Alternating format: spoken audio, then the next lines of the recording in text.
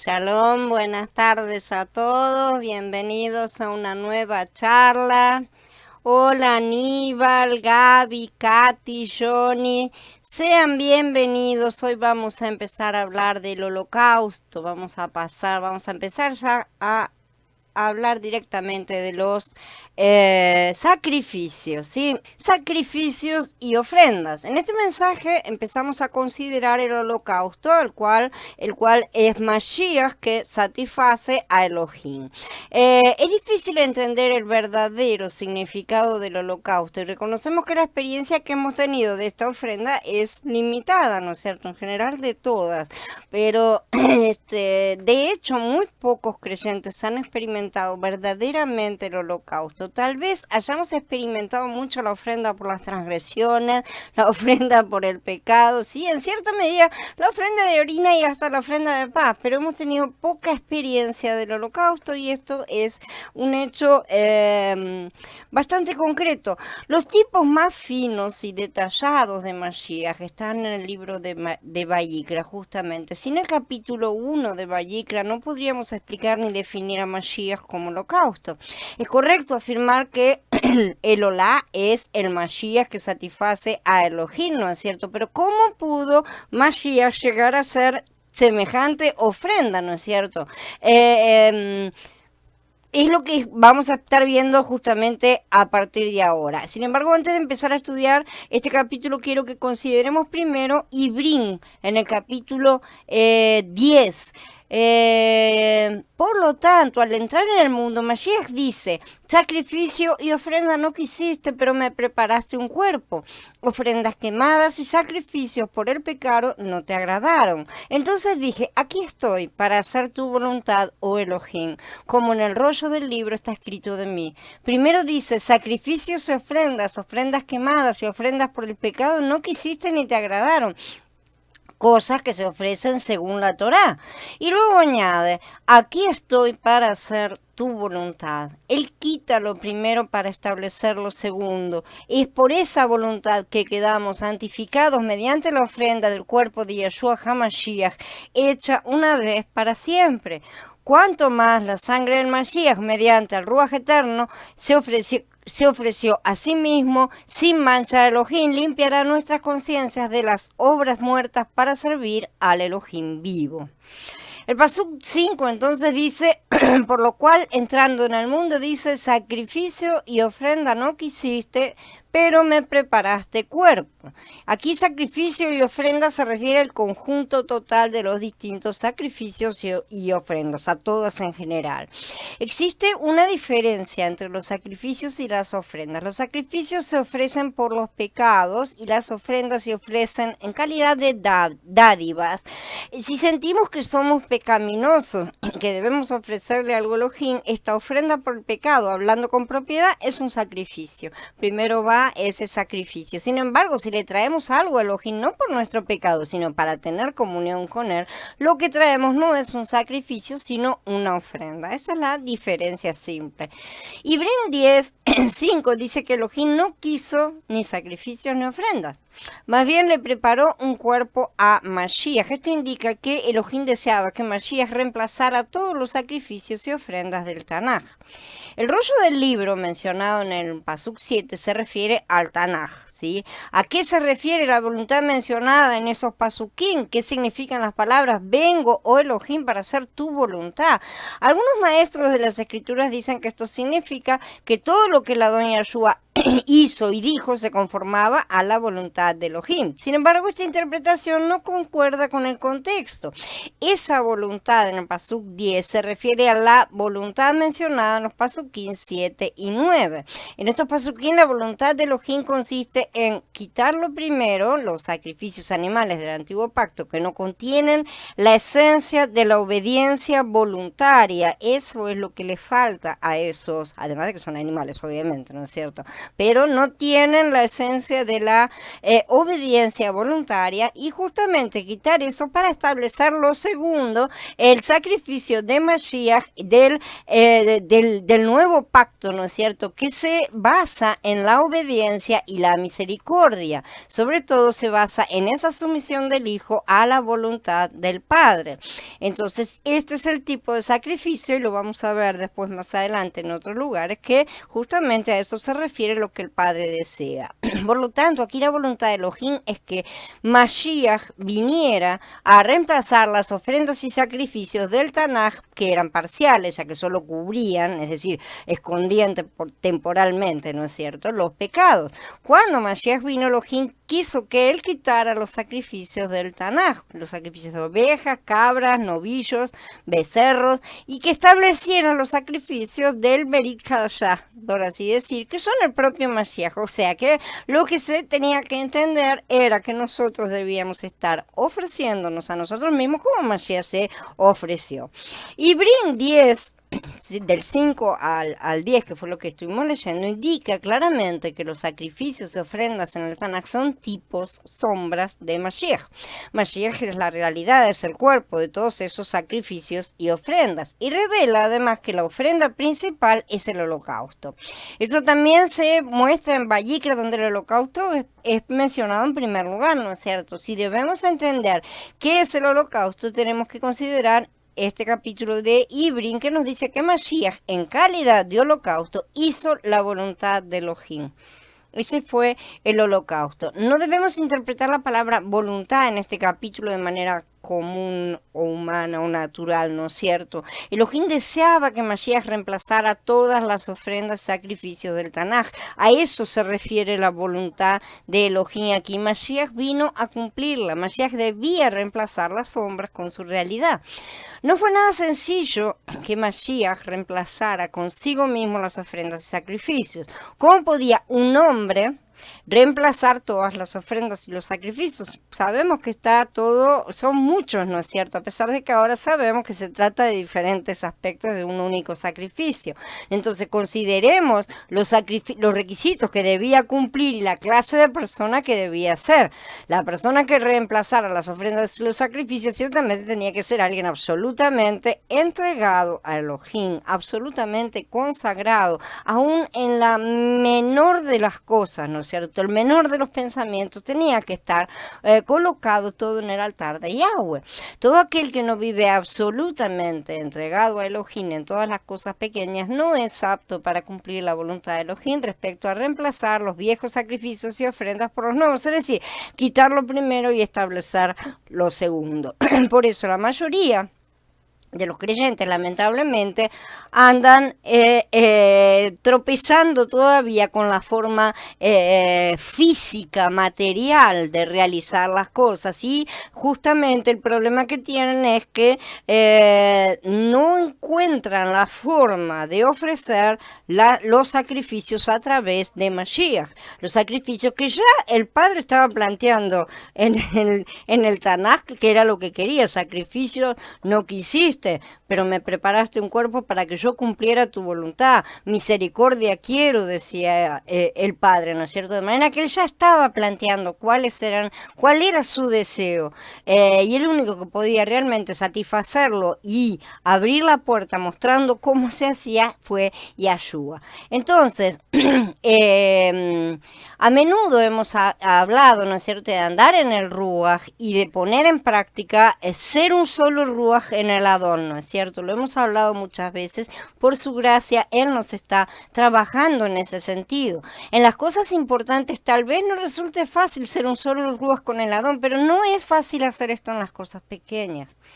Eso es más difícil. Fácil que algo pequeño rompa nuestra unidad en el Ruach con el Adón. Es sumamente fácil. Pero esto nunca le aconteció a Yahshua, ciertamente. Cuando él estuvo en la tierra, nunca hubo algo pequeño que le hiciera perder su unidad con el Padre. Si esta unidad se hubiera quebrantado, entonces él mismo habría necesitado un Mashiach, ¿no es cierto? Además, él habría sido descalificado para hacer el holocausto porque habría necesitado que alguien fuera su salvador Salvador. No obstante, el Adón Yahshua vivió absolutamente entregado a Elohim y por lo tanto era apto para hacer el holocausto. Fue algo grandioso que el Adón Yahshua hiciera la voluntad de Elohim, es decir, que fuese el holocausto para reemplazar las ofrendas y sacrificios del Tanaj, para que los hombres entendieran que sin Mashiach ninguno de nosotros sería salvo. Ninguno de nosotros es apto para hacer holocausto, evidentemente. Si hubiéramos sido regenerados antes de la caída, sería muy difícil que se quebrantara nuestra unidad con el Adón en nuestra vida diaria, ¿no es cierto? Aunque fuimos regenerados, seguimos viviendo en la naturaleza vieja y caída, andamos en parcialidad, como sabemos. Tal vez ejercitemos nuestros ruas para llevar una vida en la que somos uno con el Adón, estamos trabajando, luchamos con eso, pero a menudo una cosa pequeña hace que se quebrante esa ciertamente. ¿Qué hacemos entonces? ¿Qué vamos a hacer? En lugar de desilusionarnos, debemos reconocer que necesitamos a Mashiach, lo necesitamos como nuestro holocausto. El holocausto representa a Mashiach no principalmente como aquel que redime al hombre del pecado, sino como aquel que lleva una vida para Elohim y para la satisfacción de Elohim, una vida entregada, una vida completamente volcada hacia el Padre. Como ofrenda por el pecado, Mashiach redime al hombre de su pecado, pero como holocausto, él lleva una vida de absoluta entrega a Elohim para su total satisfacción. Durante toda su vida en la tierra, el Adón Yahshua siempre llevó una vida que satisfizo plenamente a Elohim. En los 4 evangelios él es presentado como aquel que era absolutamente uno con Yahweh. Sus atributos divinos se expresaron en sus virtudes humanas y a veces sus virtudes humanas se expresaron en sus atributos divinos y con ellos, ¿no es cierto? Era una mezcla perfecta. Cuando fue confrontado, examinado, interrogado por sus malignos y astutos opositores, ¿no es cierto? Los escribas, los fariseos, los saduceos, los herodianos, todos los que estaban en contra suya, durante sus últimos días en la tierra, en algunas ocasiones sus virtudes humanas se expresaron por medio de sus atributos divinos y en otras ocasiones fue al revés. En la vida del Adón no había ninguna mancha, defecto o imperfección.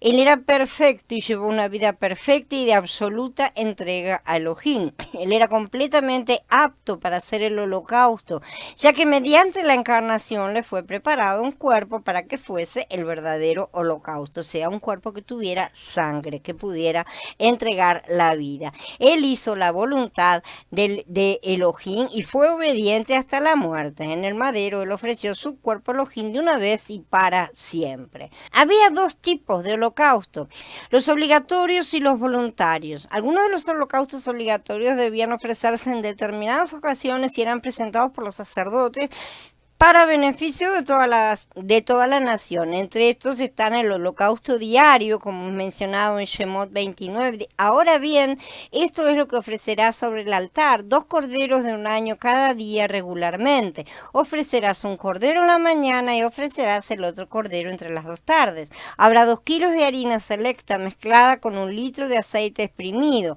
y una libación de 1 litro de vino para un cordero. Y ofrecerás el otro cordero entre las 2 tardes, repitiendo con él la ofrenda de comida de la mañana con su libación, una ofrenda al fuego para aroma grato a Yahweh, una ofrenda quemada regular por las generaciones a la entrada del Mishkan de reunión delante de Yahweh. Porque ahí me reuniré contigo y ahí hablaré contigo.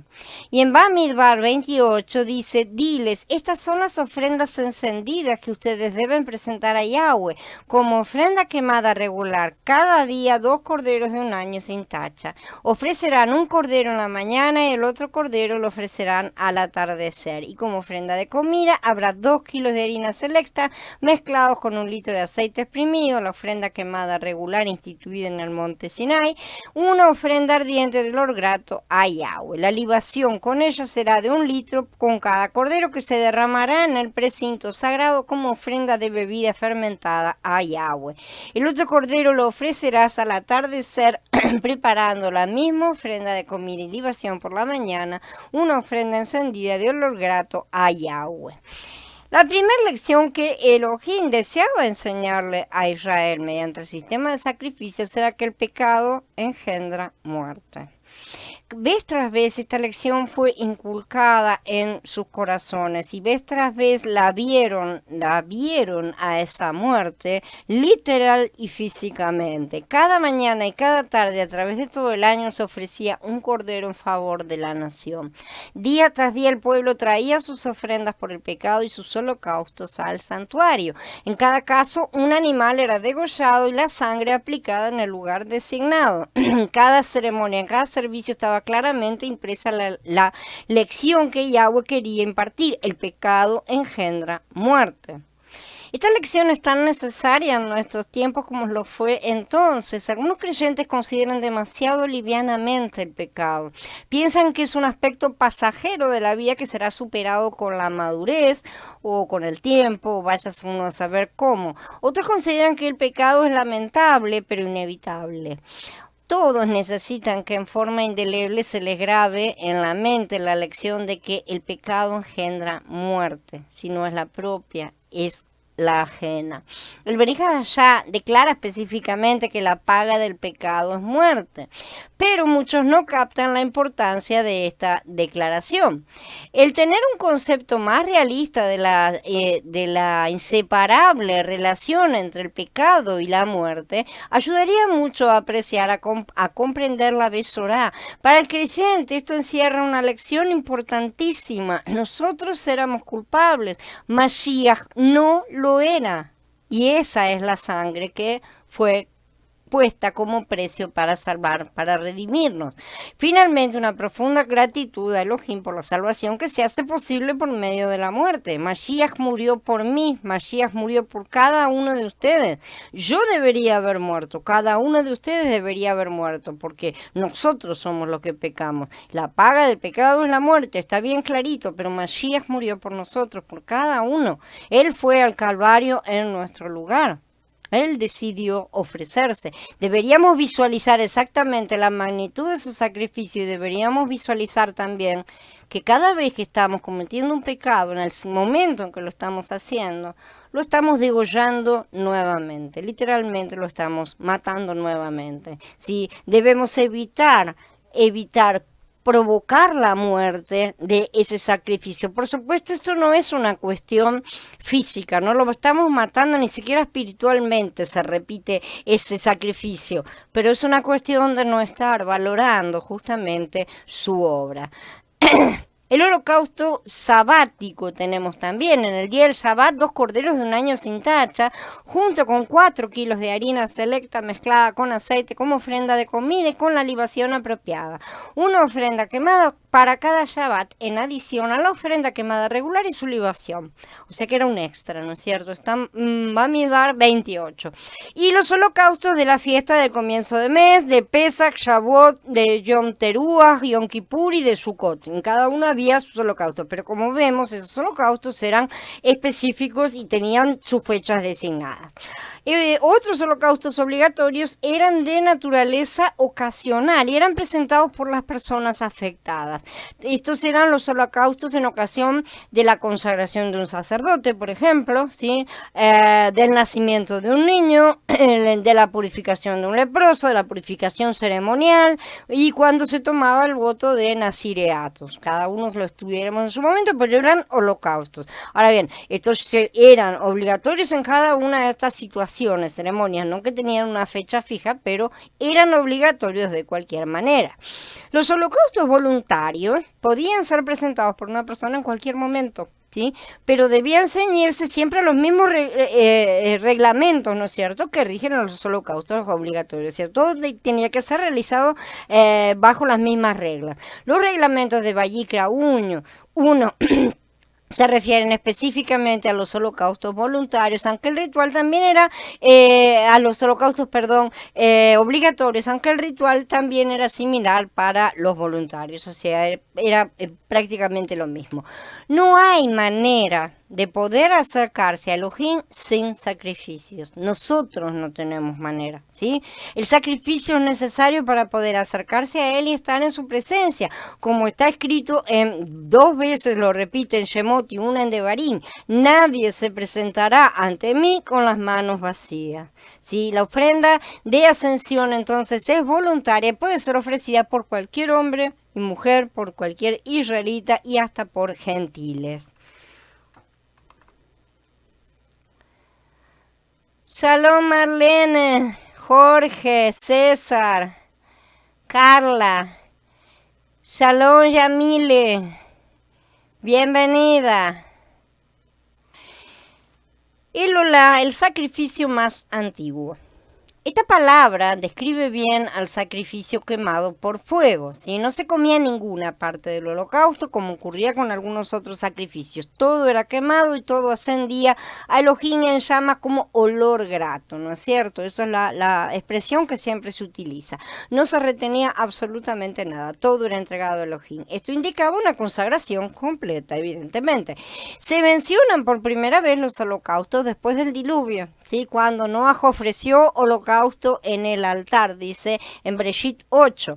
Después se menciona en la orden dada por Elohim a Abraham para que ofreciera a su hijo en holocausto sobre uno de los montes que yo te diré. Esto en el capítulo 22 de Bereshit.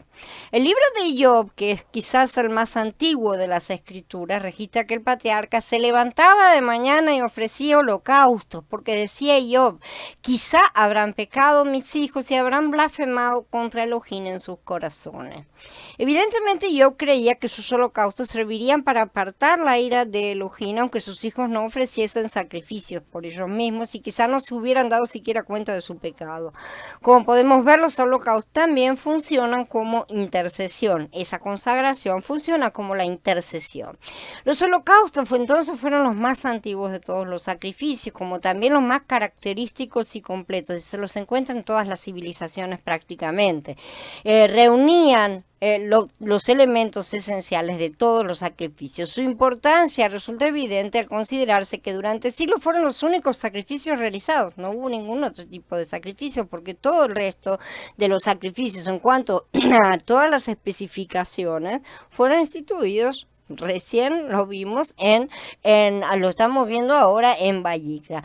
Más tarde, cuando se ordenó la presentación de otros sacrificios, o sea, se declaró especialmente que no debían reemplazar al holocausto continuo, ¿sí? Sino que debían ofrecerse, además de como dice en Bamidbar 28, una ofrenda quemada para cada Shabbat, en adición a la ofrenda quemada regular y su libación, ¿sí? También lo dice en el capítulo 29, habrá un chivo para ofrenda por el pecado, en adición a la ofrenda quemada regular, su ofrenda de comida y su libación. O sea, no se interrumpe en ningún momento la ofrenda del holocausto, de mañana y de tarde.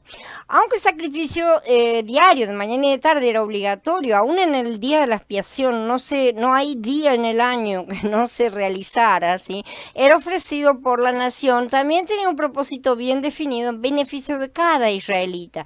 Cuando finalmente se hubo instalado el servicio del santuario en Jerusalén, Elohim mandó que en adelante todos los sacrificios debían ser llevados allá, ¿no es cierto? Que los sacerdotes solo debían oficiar en ese altar. Aunque de este modo se centralizaba el culto y se lograba la uniformidad, y esto era útil, se creaban ciertos problemas para los que vivían un poco lejos del templo, ¿no es cierto? Un viaje desde Galilea hasta Jerusalén podía llevar varios días, especialmente si llevaba al animal para el sacrificio también. En su viaje de regreso a casa, el hombre podía pecar de nuevo, ahí nomás en el viaje, así somos todos, ¿no es cierto? Y podía necesitar hacer otro viaje al templo. Por supuesto, eso era impracticable, ¿no es cierto? Para una persona, el sacrificio diario que se estaba realizando en el templo, con o sin su presencia física en el local, de mañana y de tarde, ofrecía esta feliz solución. Abba piensa en todo. Los animales que debían ser usados como sacrificio diario eran comprados con dinero aportado por todo el pueblo, ¿sí? Por eso estaban justamente los diezmos. Todas las mañanas se ofrecía en el altar del holocausto un cordero en favor de toda la nación. y a la tarde se repetía el mismo servicio. Este holocausto proporcionaba expiación temporaria y provisión para la nación hasta tanto el pecador pudiese comparecer, o sea, que pudiese volver a ir allá, llevando su propio sacrificio. Normalmente esto sucedía en alguna de las 3 fiestas anuales, ¿no es cierto? O en todas, si fuera el caso, obviamente. Estos sacrificios nacionales tenían el mismo propósito en beneficio de la nación que los sacrificios ofrecidos por Job en favor de sus hijos. Exactamente lo mismo, como podemos ver. Son sacrificios de intercesión. Job no sabía si sus hijos habían pecado. Los sacerdotes tampoco sabían quiénes habrían pecado y quiénes no. Ciertamente había habido pecados en muchos lugares, pero no sabían. Entonces sí existía la posibilidad de que lo hubieran hecho. Y con eso bastaba. Por lo tanto, a fin de cubrirlos hasta que hicieran sus propios sacrificios, y Job actuaba en lugar de ellos como sacerdote intermediario. De la misma manera, el holocausto diario ofrecido por la nación protegía a Israel hasta que cada uno pudiera traer su ofrenda individual y presentarse delante de Elohim. Los holocaustos diarios eran quemados a fuego lento para que un sacrificio durara hasta que fuera colocado el siguiente. Ordena a Aarón y a sus hijos de esta manera. Esta es la ley de la ofrenda quemada. La ofrenda quemada misma permanecerá donde se queme sobre el altar toda la noche hasta la mañana, mientras el fuego del altar sigue ardiendo en ella. El sacrificio vespertino duraba hasta la mañana, ¿no? Y el sacrificio matutino duraba hasta la tarde. Tenían que estar, un holocausto siempre ardiendo sobre el altar. De esta manera había siempre una víctima sobre el altar que proporcionaba esta expiación provisoria y temporaria para Israel, pero necesaria. Cuando un hombre pecaba, aunque no pudiera comparecer inmediatamente en el santuario o inclusive por semanas o meses, ¿no es cierto? Sabía que había un sacrificio sobre el altar que se consumía en su favor, que estaba cubriendo esos pecados de los cuales se había dado cuenta y que él estaba protegido, por así decir, hasta que pudiera presentar su propia ofrenda y confirmar su arrepentimiento. Justamente no es una cosa, no, aquello ya me cubre, no hago nada. No se trata de eso, evidentemente. A través de estos sacrificios renovados permanentemente, Yahweh simuló, o sea, pintó el cuadro, ¿no es cierto?, del sacrificio perfecto y eterno de Mashiach. Y dio también una cobertura total, aunque en ese momento parcial, ¿no es cierto?, para todos los que nunca escucharían hablar de Yeshua. Esta misericordiosa medida hecha en favor de los pecadores de antaño constituye una gran esperanza para el pecador de hoy. Hay veces cuando pecamos, pero no nos damos cuenta de eso hasta más tarde, ¿sí? En el momento por ahí no nos damos cuenta, por lo tanto no hacemos una confesión inmediata. Qué consuelo saber que Mashiach está siempre listo a cubrirnos con el manto de su justicia hasta que nos muestre, porque en un momento dado Él va a exponer esa situación y nos va a hacer ver esa cosa que hicimos, nos va a exponer en nuestra condición y saber que Yahshua nunca nos va a dejar, nunca nos abandona, que aún antes de que nos acerquemos a Él, ya hizo la provisión necesaria para que seamos salvos, seamos cubiertos, tengamos acceso al Padre. Sin embargo, nadie debiera aprovecharse indebidamente de este beneficio, evidentemente, y ni demorar la confesión porque sabemos que Yahshua lo hace. Aunque los holocaustos mencionados en Vayikra 1 son todos voluntarios y personales, el ritual a seguirse debía ser preciso y estricto. Sí, de esa manera se enseñaba a los israelitas la obediencia y la sumisión que están implícitas. Elohim puede perdonar y Elohim perdonará ciertamente, pero debe haber adhesión absoluta a las instrucciones divinas, lo cual implica la simple obediencia. La simple sumisión, no estar diciendo, ay, pero ¿por qué tengo que hacerlo así? Como hacemos todos con todas las cosas, estar siempre discutiendo, argumentando, poniendo nuestras ideas, dándole consejos, ¿no es cierto?, que él necesita. Por supuesto, esto no puede limitarse a obediencia externa de rituales y nada más, porque tampoco sirve. O sacrificios y holocaustos no te agradaron, ¿no es cierto? Pero sí era normalmente solo esto para los israelitas. Ellos no vivieron la época de la gracia derramada del Ruach, a pesar de que muchos hubo que Abba separó para sí en cuanto a que lo buscaban de cualquier manera, pero no tuvieron esa gracia del Ruach derramado de cualquier forma. Nosotros hoy ya no tenemos excusa. no tenemos ninguna excusa. Ellos tuvieron una excusa, por así decir, entre comillas. Tampoco era excusa, porque el que hacía las cosas como rituales, como quien va al confesionario, se confiesa y paga la multa y nada más, para sacarse las cosas de encima, están en la misma. Matar un animalito porque me mandé una y no me importa, no sirve de nada tampoco. Entonces los israelitas no tenían la capacidad interna de guardar la ley en su interior, ya lo sabemos, porque solo tenían corazones de piedra, o sea, tenían una obediencia externa. Tal vez pudieran haber tenido el deseo, ¿no es cierto? Pero nunca la capacidad, porque la capacidad la otorga únicamente el Ruaj de Yahshua en cada uno. Entonces, como estaban en la carne, por eso muchos se desviaron en su frustración y levantaron reglas que podían cumplir por sí mismos. O sea, acomodaron las cosas de manera tal a poder sentirse no tan frustrados, ¿no es cierto? Cosas que a sus ojos los santificaban y así se sentían justos. Así es como nace justamente lo que se va a transformar muchos siglos después, andando y con muchos retoques humanos, en el judaísmo. No crean que los creyentes del Brit Hadashah han sido mejores, ¿sí? Porque han hecho exactamente lo mismo, levantándose ídolos paganos, rituales propios, aunque menos volcados a las obras y más al misticismo, que los hace sentirse espirituales. A los cristianos son más espiritualoides. En ambos casos, las tentativas han sido levantadas en el viejo hombre de carne, y nada que no esté en el nuevo hombre puede satisfacer a Yahweh. Él trabajó duramente para proporcionarnos la salida perfecta y hasta sacrificó a su hijo, y muchos no ven que levantan obras de sus manos al lado de la obra que hizo Mashiach. Mashiach abrió una puerta y ellos están acá tratando de abrir otra puerta al lado. Es una falta de respeto, ¿no es cierto? Simplemente no todos ven cuando lo hacen, lamentablemente. Es muy necesario que nos preguntemos constantemente, ¿seré yo, Adón, el que está haciendo las cosas mal? En cada día, en cada acción que realizamos, porque muchas veces nos colocamos a nosotros mismos por encima de Él. El que desea acercarse a Él debe hacerlo como Él manda. ¿Sí?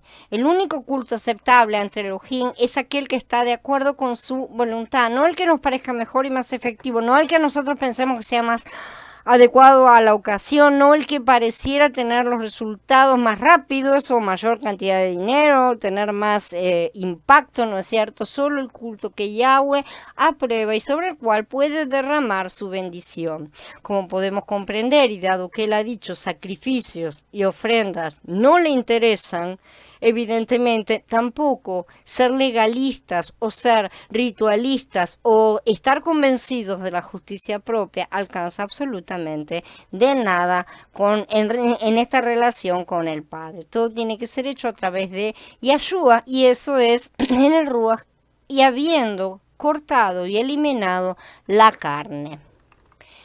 Y la puerta de entrada al corazón de Elohim.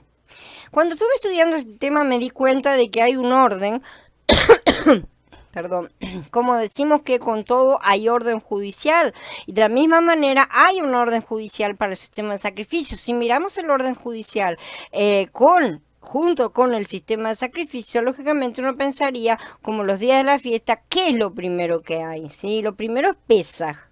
Como siempre decimos, si no hay Pesaj no puede haber una fiesta de primeros frutos.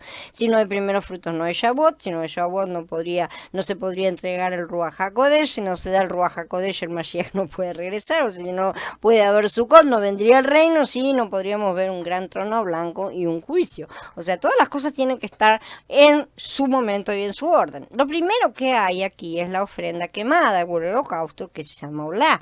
Después viene la ofrenda de grano, ofrenda de harina, ofrenda vegetal, se las traduce de varias formas, que es el minjá. Después la ofrenda de paz, el shelamim, y es totalmente después de estas ofrendas, recién ahí que podemos ofrecer la ofrenda por la culpa a Sham y la ofrenda por el pecado, que es Hatat, que es la última parte, pero hay una muy buena razón para esto. Esto establece el punto de que sin la ofrenda quemada, el Olá, o sea, no puede haber otras ofrendas. Precisamente por ese motivo, antes de que hubiera un orden levítico, solamente se ofrecían las ofrendas quemadas, es decir, los holocaustos, ¿no es cierto? Ese fue el único tipo de ofrenda que hubo antes de que llegara el orden levítico. La mayor razón por por la ofrenda quemada es que sea para aceptación, o sea, para ser aceptado. Es por eso que tiene que ser ofrecida primero, en primer lugar. Porque ¿de qué serviría presentar la ofrenda del pecado, la ofrenda de la culpa, si Yahweh no nos acepta en primer lugar? Yahweh ya nos rechaza de entrada. ¿De qué nos sirve estar haciendo las otras cosas? No van a servir de nada. O sea, veamos simplemente lo que Yahweh dice acerca de lo que estaban haciendo los israelitas a lo largo de su historia, cómo los reprende y les echan cara. No me interesan tus ofrendas, no me interesan tus sacrificios, ¿no es cierto? De manera que no los estaba aceptando. Eso no quiere decir que esa gente no estuviera haciendo sus holocaustos. Por supuesto que lo hacían todo al pie de la letra, pero su corazón estaba en otro lugar. Entonces, lo primero que viene, aún antes de la ofrenda de pecado, inclusive en el mismo día de Yom Kippur o cualquier otra fiesta, es el Olá. También por eso el altar de bronce es llamado altar del holocausto, muy específicamente. Así que lo que esto muestra, como vamos a ver, es que se trata de una ofrenda completamente entregada. Lo primero que se hace cuando nos acercamos a Yahweh es entregarnos plenamente a Él, no en nuestro viejo hombre, sino en el nuevo hombre. Eso es lo que tenemos que aprender. No sirve de nada estar diciéndole las cosas en la carne, porque no lo va a aceptar. La carne no puede acercarse siquiera porque arderá. Las otras ofrendas son importantes, la ofrenda de grano, la ofrenda de paz, todas son importantes, pero antes que vengamos a su sacrificio hay un orden judicial, y lo primero que hay es una sumisión o entregarse completamente. Después de todo, este es justamente el primer mandamiento. Sin una entrega completa de la ofrenda Olá, olvidémonos de todo, la puerta está cerrada y no hay a dónde ir. Yo creo que eso es parte del problema hoy en día, cuando vemos al mundo cristiano, del cual casi todos nosotros hemos salido. Todos ellos quieren llegar a esa ofrenda del pecado y la ofrenda de la culpa, pero ellos no quieren hacer nada, quieren hacerlo automáticamente, como si fuera a pagar una multa, y esto no es un derecho automático, tiene que haber una consagración antes. No te sirve de nada hacer la ofrenda por la culpa si no existe el holocausto primero. Si tu corazón no está ahí, Yahweh no aceptará ni el holocausto ni la ofrenda por el pecado. Entonces nosotros podemos hacer todos los rituales que queramos, que no seremos aceptados. Tenemos que seguir el orden, y además ese orden tiene que ir acompañado por nuestra disposición hacia el Padre. La primera ofrenda es la ofrenda quemada. Miremos algunas escrituras de ofrendas quemadas. Vamos al libro de Bereshit, porque quiero mostrarles cuántas ofrendas fueron ofrendas quemadas. Se los traduce así también a veces, o holocausto, ¿no es cierto? Vamos a Bereshit 8, ¿no es cierto? Cuando Noah salió del arca, edificó Noah un altar a Yahweh, tomó de todo animal limpio y de toda ave limpia y ofreció ofrendas quemadas, sí, en el altar. Esta fue la primera cosa que Noah hizo. ¿Por qué? Porque Yahweh acababa de destruir el mundo por la corrupción del mismo, y la primera cosa que él quiere hacer es una ofrenda quemada, o sea, un holocausto, para mostrar que él se estaba entregando a Elohim, que él estaba entregado a Elohim y que nuevamente se consagraba. Al salir del arca, lo primero que hace es rendirse a Elohim. En Bereshit lo vemos cuando Abraham iba a sacrificar a Isaac. Vemos que no fue una ofrenda por el pecado. Dijo: toma tu hijo único, a Isaac, a quien amas, y ve a la tierra de Moriah y ofrécelo allí como ofrenda quemada, Olá, en uno de los montes que te mostraré. Vemos que no lo estaba ofreciendo como una ofrenda de paz, sino como ofrenda quemada. ¿Por qué? Porque esto muestra cómo Abraham se estaba entregando al Padre. Él estaba entregándose por completo. El énfasis que vemos aquí no es que no fue un sacrificio por el pecado. Lo que vemos es que Abraham se entregó a Yahweh. Él se consagró en plenitud. Él creyó en Yahweh, y eso es lo que la fe es. La palabra rendir y la palabra fe van juntas, ¿sí? Porque él creyó en Elohim y se le fue contado por justicia. Esto está mostrando que cuando él estaba ofreciendo a Isaac como ofrenda quemada, cuando trató, ¿no es cierto?, él se estaba entregando a Yahweh, que era lo que Yahweh quería saber, ¿no? Lo que quería exponer. Aún en el día de Yom Kippur tenían que ofrecer una ofrenda quemada antes de ofrecer las dos cabras. Vamos a Shemot para ver el sacrificio que se hacía diariamente, el sacrificio diario también. Quemarás todo el carnero sobre el altar, esa ofrenda quemada de olor grato a Yahweh, ¿sí? Cuando regresamos a la ofrenda quemada en Vayikra 1, ¿no es cierto?, al holocausto, vamos a ver la misma cosa, es un olor o aroma grato, esto se repite, ¿sí? Así que cuando nos rendimos a Yahweh, cuando nos acercamos a Él sin condiciones, sin argumentaciones, sin peros, sin preguntas, ni nada, cuando no tenemos que comprobar que Él está ahí, ¿no es cierto? Cuando dejamos de lado todos nuestros razonamientos, fallos y todas nuestras tentativas de justificación, cuando no tenemos todas esas cosas en nuestra mente y sencillamente sabemos que Él existe y Él se ocupa, nos entregamos a Él completamente. Y las Escrituras dicen que eso es aroma grato a Yahweh, un olor dulce para Él. Tomarás luego el otro carnero, y Aarón y sus hijos pondrán sus manos sobre la cabeza del carnero, dice Shemot 29. Y como ya sabemos, la imposición de manos es para transferir de lo terrenal a lo celestial, ¿no es cierto? Porque eran los sacerdotes terrenales, ¿no es cierto?, que se trasladaban allí y luego iba a ser elevado. Ahora bien, esto es lo que ofrecerás sobre el altar, ¿no es cierto? 2 corderos de un año cada día, dice, y ofrecerás un cordero por la mañana, el otro en la tarde, junto con la ofrenda, como ya lo leímos. Esto se hace todos los días. ¿Qué nos muestra? Que la primera cosa que hacemos diariamente es rendirnos, porque esta es la primera ofrenda de nuestra mañana. La primera cosa en nuestras vidas es que tenemos que entregar nuestras vidas a Yahweh completamente, sin restricciones, sin peros, sin argumentaciones y sin pedirla de vuelta 5 minutos después. Y es de ahí que viene la aceptación. No hay condición, no estamos negociando con Yahweh, no hay negociaciones con Él. Hay rendición absoluta. Ciertamente Él no nos debe nada y nos ha dado todo. Y nosotros somos los deudores. Ahora, Israel, ¿qué es lo que pide de ti Yahweh tu Elohim? Solamente esto, que temas a Yahweh tu Elohim, que camines solamente en sus sendas, que lo ames y que le sirvas a Yahweh tu Elohim con todo tu corazón y tu ser, que guardes los mandamientos de Yahweh y sus estatutos, que yo te prescribo hoy para que tengas prosperidad. Dijo Moshe en Devarim en el capítulo 10. Nosotros le debemos a Él no nos debe nada. Así que esto tiene que ver con la actitud y ese es el punto de la ofrenda quemada. Es para aceptación, muestra que viene del corazón, viene de nuestra actitud. Es lo primero que se hace, mostrando que estamos a los pies de Yahweh. Podemos ser fallos, podemos necesitar la ofrenda de la transgresión, el pecado en 5 minutos más tarde, porque sí la tenemos preparada, porque ciertamente hemos cometido alguna transgresión, pero lo que más queremos es que estar a los pies de Yahweh. Realmente eso es lo que estamos haciendo, no para pagar una deuda, no para quedar bien delante del mundo, sino para estar en una relación constante con nuestro Padre. Entonces el sacrificio diario es un olá, ¿no es cierto?, una ofrenda quemada. Leamos entonces en Daniel 9. Él confirmará el pacto con muchos por una semana. A la mitad de la semana hará cesar el sacrificio y la ofrenda. Después, con la muchedumbre de las abominaciones, vendrá el desolador hasta que venga la consumación y lo que está determinado se derrame sobre el desolador.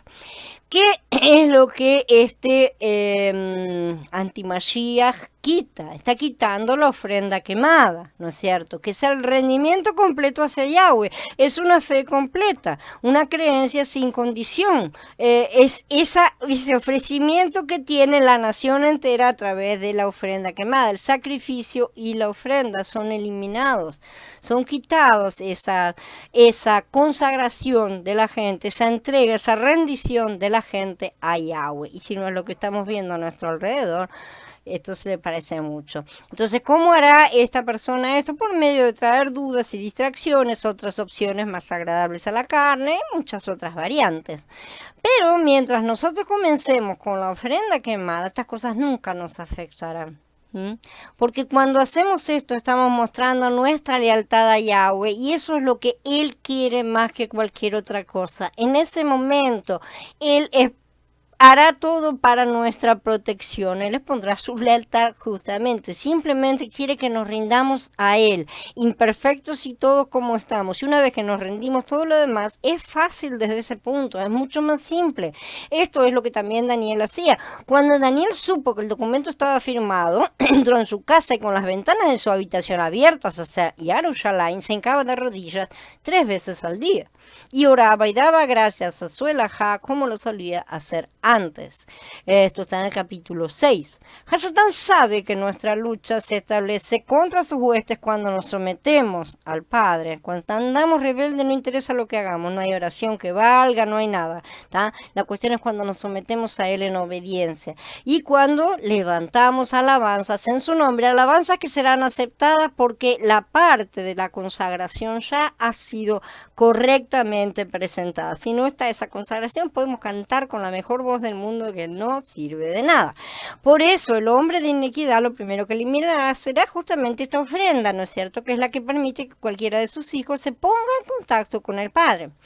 Pero otra vez, sin ese rendimiento a Él, sin esta ofrenda voluntaria, que es una fragancia dulce para Yahweh, muestra que no estamos luchando contra Él con diente y uña, sino que en fe le decimos, Padre, quiero hacer todo lo que usted diga, ¿no es cierto? Quiero hacer todo lo que me mandes. Eso es el olor grato, ¿sí? Haciendo este estudio, ahora podemos comprender el mismo un poquito más, cuando dicen en el 116, del 15 al 17, preciosa es a los ojos de Yahweh la muerte de sus santos. Oh Yahweh, ciertamente yo soy tu siervo, siervo tuyo soy, hijo de tu sierva. Tú has roto los lazos que me ataban. Te ofreceré sacrificio de alabanza e invocaré el nombre de Yahweh. Sabemos que este mismo está relacionado con Yahshua, ¿no es cierto? Y que Yahweh estaba agradado por esto, porque Yahshua murió por los pecados de la humanidad. Pero si miramos esto a la luz de Vayikra, esa muerte de sus santos, ¿no es cierto? No está únicamente refiriéndose a la muerte física. Creo que le está hablando de la muerte espiritual, sobre todas las cosas. Necesitamos entender que esa es la parte que más interesa. Cuando Él nos dice que tenemos que clavar en el madero la carne no quiere decir que nos suicidemos, evidentemente, sino que esto es una cuestión espiritual. Eso es clavar la carne. Cuando entregamos nuestra vida y le rendimos a nuestra carne, todo es completamente quemado en el altar. Entonces es algo precioso a sus ojos, porque nosotros no nos elegimos a nosotros mismos, no elegimos preservarnos, no elegimos nuestros argumentos, nuestras razones, todas las pavadas que se nos pasan por la cabeza, sino que lo elegimos a Él, entendamos o no entendamos, ¿sí? Y eso es dulce fragancia para Él. Es como Él menciona en nuestras oraciones, acerca de nuestras oraciones en Gigalut 5 y 8, que suben como un dulce incienso en el altar, ¿no es cierto? Así es que es algo bello para Él, realmente es algo hermoso cuando hacemos eso, y es una completa entrega. No seamos tan egoístas de no darle lo que Él más disfruta. Si su ofrenda para ofrenda quemada fuere del rebaño, de las ovejas o de las cabras, macho sin defecto lo ofrecerá. Finaliza Vayikra. No podemos llevarle a Él las cosas manchadas de nuestras vidas, le llevamos lo mejor, ¿no es cierto? Y como sabemos, lo mejor es el Mashiach que vamos experimentando, es a esto que se refiere. De la misma manera que Yahshua sacrificó su cuerpo físico, nosotros debemos sacrificar nuestros cuerpos físicos como sacrificio vivo. Como ya dije, esto no es suicidio, sino que esto quiere decir negarnos a los placeres que la carne nos exige en todo momento y que nos van a hacer tropezar, como ya lo hemos experimentado en toda nuestra vida. Esa es parte de la ofrenda quemada. Esto no es físico, sino carnal, ¿no es cierto? Es la parte de la carne que necesitamos eliminar. Se refiere a nuestras pasiones carnales, nuestro viejo hombre, ahí donde está la raíz del pecado, ¿no es cierto? Eso es algo donde nosotros mismos en lo natural, nuestra resistencia, nuestra naturaleza pecaminosa, nuestra rebeldía, todo tiene que ser completamente quemado. Él vino para salvarnos, y si queremos ser salvados tenemos que dejar atrás todo lo podrido. Y ese es el problema, que la gente quiere ser salvada y cargar con la podredumbre. Es ridículo, no podemos hacer eso. Él va a seguir colocándonos en el fuego y eliminando las partes que tienen que ser eliminadas. Sin eso, Él no va a dar el siguiente paso. Sin la ofrenda quemada no podemos llegar a la ofrenda de grano o ofrenda de comida o de harina, y por supuesto sin esto tampoco podemos llevar la ofrenda de paz, a la ofrenda por el pecado, ni por las transgresiones, ni absolutamente por nada. Bueno, habiendo terminado ahora, me dan unos minutitos para dejar editando el video y nos encontramos en el Meet para charlar un poco y sacar las dudas y que me me cuenten acerca de lo que estuvimos hablando. Shalom, hermanos, en unos minutos nos vemos.